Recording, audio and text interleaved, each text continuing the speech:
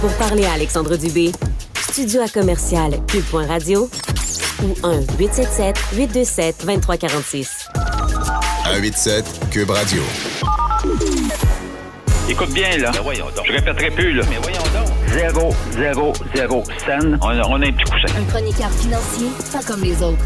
Michel Girard. On est tous un peu inquiets lorsqu'on voit les chiffres de l'inflation repartir à la hausse. C'est le cas au Canada, c'est le cas au Québec. Je dirais que même au Québec, c'est pire. On est à 4,6 % comparativement à 4 % pour le mois d'août en ce qui concerne l'inflation. Salut Michel. Bonjour Alexandre. C'est là qu'on s'aperçoit que l'inflation fait très, très mal, vraiment particulièrement pour le budget des familles québécoises. On est plus touchés que les autres. Oui, et l'exercice que j'ai fait, parce que là, c'est bien beau, parce que plus les mois vont avancer, plus on va nous dire que l'inflation n'est plus que de 2 % tantôt, c'est ça.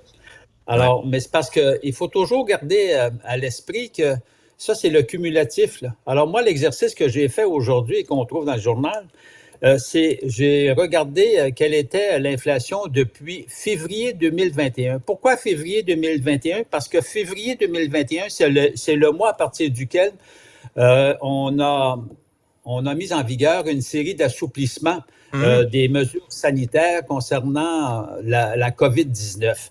Donc, et c'est à partir de ce moment-là que l'inflation a commencé à augmenter. Alors, et là, j'ai calculé que depuis, donc ça fait 2 ans et demi, si l'on veut, et j'ai calculé que l'inflation, à partir des données de Statistique Canada, au Québec, c'est 14,9 %. Aïe. Depuis février 2021, là. Oui, depuis février 2021. Donc, c'est 14,9 %. Et j'ai regardé quelle était l'augmentation des salaires, le salaire moyen des gens à temps plein, des employés à temps plein à partir de ce moment-là, et c'est 9,8 %. Ce qui veut dire que, d'une façon globale, il y a eu un appauvrissement de 5 points de pourcentage par rapport à l'inflation. Et ça, évidemment, là, c'est d'une façon globale. Ce qu'il faut également savoir, c'est que de toutes les grandes provinces, des 7 grandes provinces, c'est le Québec. C'est au Québec où on a été le plus touché. On est le plus touché par l'inflation. Donc, c'est nous qui subissons les pires conséquences de l'inflation. Puis là, quand on regarde, évidemment, on décortique qu'est-ce qui s'est passé au niveau du logement et d'autres composantes de l'indice des prix à la consommation. Oui. Bon, on constate qu'au niveau du logement, qui constitue évidemment la principale dépense de tous les ménages, depuis février 2021, l'augmentation globale au niveau du logement, l'inflation, c'est 16,7 %. Mais ça cache, ça c'est global. Mais ce qu'il faut savoir, c'est on prend au niveau des loyers. Théoriquement, l'augmentation serait de 12,7. Mais évidemment, ce qu'il faut savoir, c'est que, bon, évidemment, il y a tous ceux qui n'ont pas déménagé depuis février 2021, puis on sait qu'à ce moment-là, l'augmentation des loyers, elle est régie par la loi sur la fixation des loyers. Donc, les augmentations sont nettement inférieures, évidemment, à la personne qui déménage d'année en année pour aller chercher un nouveau loyer, où là, il y a eu des augmentations, parce qu'on le sait, évidemment, les propriétaires en ont profité pour augmenter d'une façon assez dramatique les loyers. Ça, Michel, c'est pour les locataires. Mais pour les propriétaires, là, c'est épouvantable. Globalement, les propriétaires, c'est une augmentation de 19 %.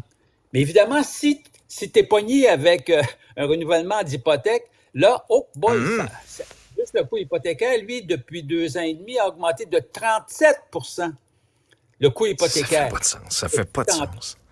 Non, mais c'est ça fait pas de sens. On peut s'entendre que tu es durement frappé au niveau de ton portefeuille. Si on passe du côté de l'alimentation, d'une façon globale, c'est 20 % d'augmentation depuis 2 ans et demi. Pour notre panier d'épicerie. Le panier d'épicerie. Et ça, c'est la deuxième plus grosse dépense des ménages, que tu sois après au le Québec. logement. Bon, alors, oui, donc c'est plus que le logement. Alors, et puis là, dépendamment, évidemment, des produits que tu achètes à l'alimentation, je regarde les céréales, qui est un produit essentiel, une augmentation de 31,7 %. Alors, écoute, c'est incroyable. La viande, le bœuf, 30 % d'augmentation. Les fromages, 20 %. Bon, le poulet, 20 %. Les produits de boulangerie, 21 %. Alors, comme tu peux voir, on se fait frapper durement, évidemment, du côté de l'alimentation. On le sentait, mais là, là c'est preuve évidente là, qu'on est durement frappé. Puis Michel, c'est dû à quoi? Parce que là, il y a toujours les deux excuses habituelles, là, c'est-à-dire la COVID et la guerre en Ukraine. C'est toujours ça. Là. C'est toujours, tu sais, des fois, ça a le dos large. Est-ce que ça a un peu trop le dos large, des fois? Bien sûr, voyons donc. On l'a vu, là, si on prend l'alimentation, on le voit, là, l'alimentation, bon, là, on le voit que les PDG des grandes chaînes d'alimentation vont se pavaner, là, puis ils vont aller dire aux députés que, vous savez, on n'est pas trop responsable, ce sont les producteurs ou les fournisseurs qui, eux, ont augmenté leur prix. Puis nous, qu'est-ce que vous voulez? On subit les conséquences, donc on augmente nos prix. Hey, regarde, c'est moi qui fais le marché chez nous. On va dire une affaire le plus souvent. Alors, on va dire une affaire. Non, mais tu vas d'une chaîne d'alimentation à une autre et c'est incroyable l'écart des prix. Peux-tu expliquer que ta même boîte de céréales, tu sais, qui coûte 4 $ à un endroit puis qui coûte 5,99 $, c'est la même boîte, là. On s'entend-tu qu'il y en a un des deux qui a petit gros profit, là? Exactement. Puis dans le journal, c'est un exercice intéressant, ce que nos collègues ont fait, là. On a pris 10 produits qu'on retrouve, par exemple, chez Dollarama, chez Maxi, chez Super C.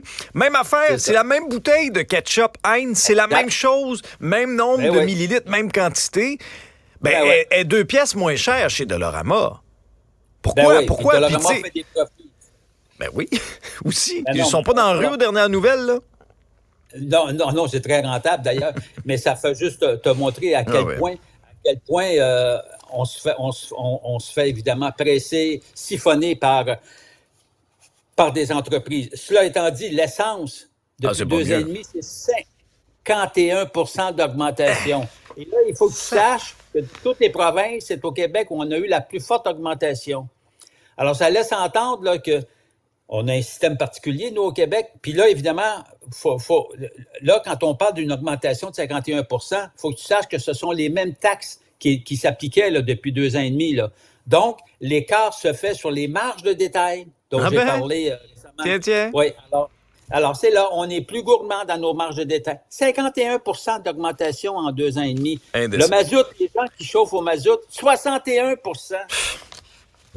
C'est indécent, alors, Michel. Je veux dire, on peut bien pas arriver à la fin du mois, là. C'est indécent. On est siphonné de partout. Exactement.